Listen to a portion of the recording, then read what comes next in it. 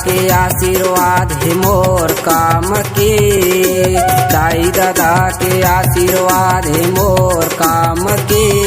मैं सेवक आवा वो गुरी अपना के, मैं सेवक आवा रे गुरी अपना के।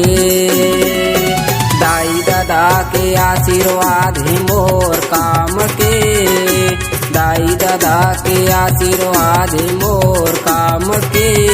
मैं सेवक आवा वो गुरी अपना के, मैं सेवक आवा रे गुरी अपना के।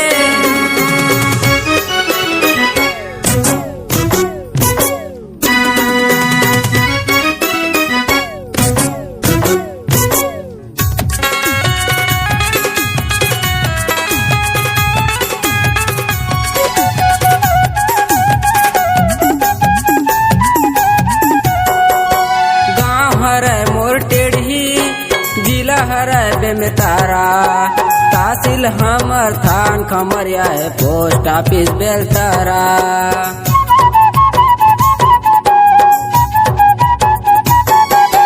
गाँव हराय मोर टेढ़ी, जिला हराय बेमेतारा, तहसील हमर थान खमरिया है, पोस्ट ऑफिस बेलतारा।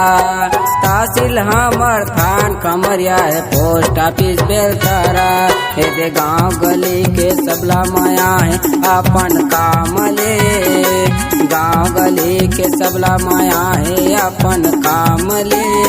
मैं सेवक आवा वो गुरी अपना के, मैं सेवक आवा रे गुरी अपना के।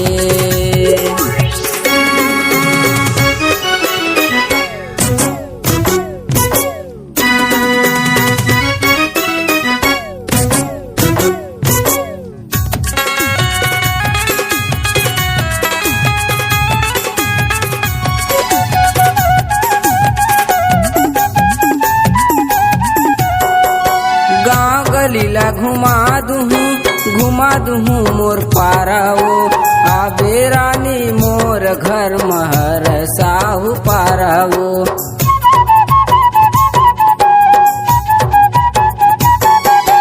गाँव गलीला घुमा दूँ मोर पाराओ, आबे रानी मोर घर महर साहू पाराओ। आबे रानी मोर घर महर साहू पाराओ। दाई दादा मन कैथे मोला घूमत हवच बिंदास रे, दाई दादा मन कैथे मोला घूमत हवच बिंदास रे। मैं सेवक आवा वो गुरी अपना के, मैं सेवक आवा रे गुरी अपना के।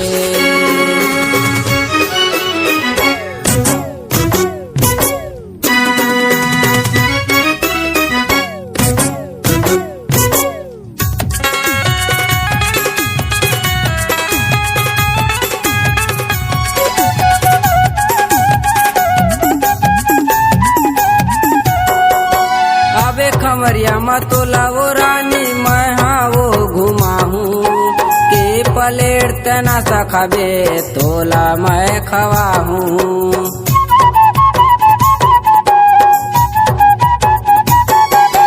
अबे खमरिया मतोला वो रानी मैं हाँ वो घुमाहूँ, के पलेट तना सखाबे तोला मैं खवाहूँ।